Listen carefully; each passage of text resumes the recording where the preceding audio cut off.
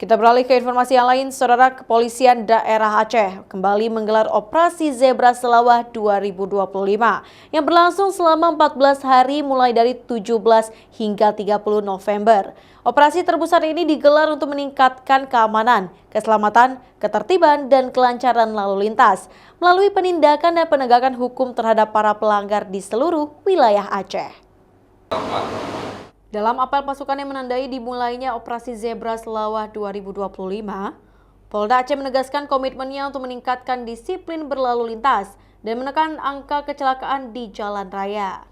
Operasi terbesar ini fokus pada penurunan pelanggaran fatal serta kecelakaan lalu lintas dengan melakukan penindakan hukum berupa tilang yang tetap mengedepankan pendekatan preventif, edukatif, dan humanis.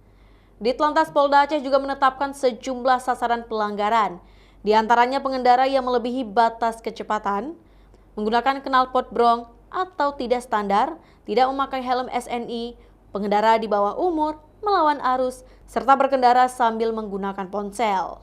Untuk jenis pelanggaran yang akan kita jadikan sebagai sasaran adalah kebut-kebutan. Ya.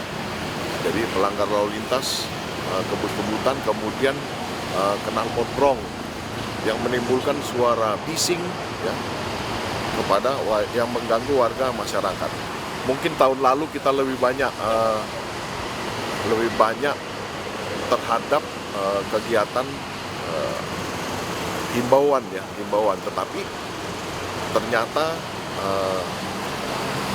tidak merubah situasi terlalu banyak, sehingga untuk tahun ini kita lebih banyak untuk lakukan penindakan di lapangan.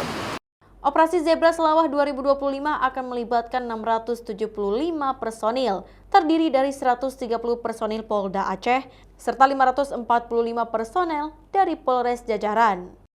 Pada tahun 2024 lalu, kecelakaan lalu lintas mencapai 3.000 kasus, meninggal dunia 648 orang.